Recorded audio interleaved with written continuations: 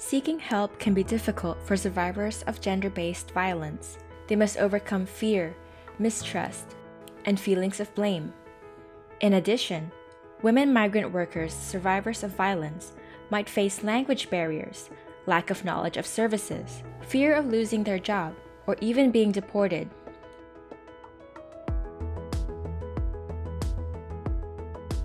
How we engage with a women survivor of violence impacts their healing, their willingness to share information, and ultimately, their recovery.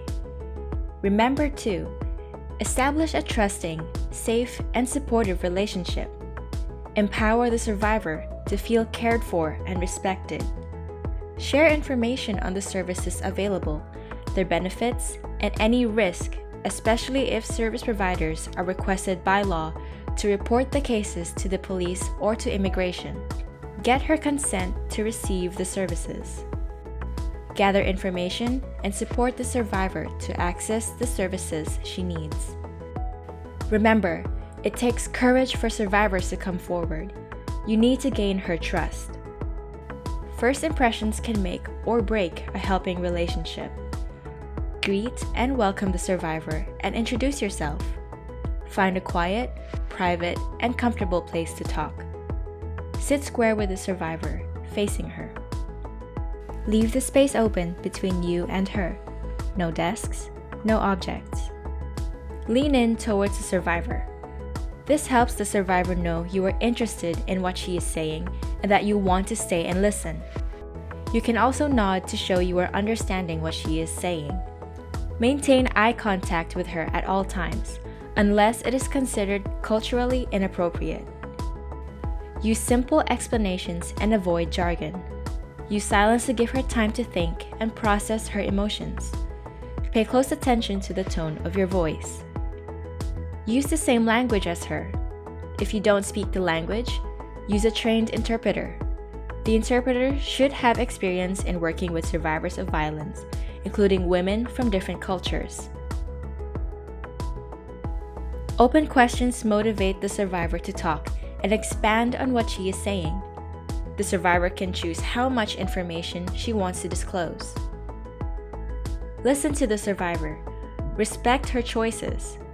Assess urgent needs, especially related to safety and health, and refer based on those needs. Avoid questions starting with why. They make survivors feel blamed. Let the survivor know it is okay and normal to feel what she is feeling. Survivors will often feel guilty and blame themselves for the abuse. Tell them that this is a normal reaction, but assure them that it is never the fault of the survivor. Remember and act. The survivor-centered approach. All women, no matter their background, have a right to information and services as well as to make their own decisions. This includes declining services. Do's. Be responsive and communicate that you are following what the survivor is saying. What I hear you saying is, paraphrase what was said to ensure your understanding. Let me see if I have this right. Use clarifying questions and statements. Listen and look for feelings and display empathy. I am sorry this happened to you. It wasn't your fault. Acknowledge the survivor's strengths.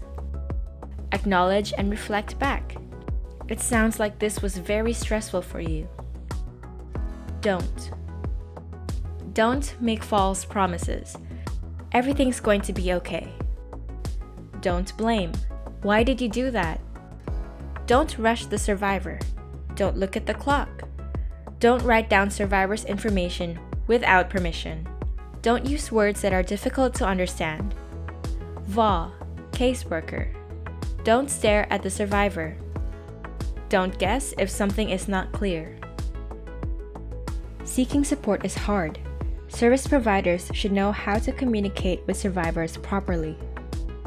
No matter her nationality, her migratory status, or her age, it is important that she feels welcomed, understood, and her decisions respected.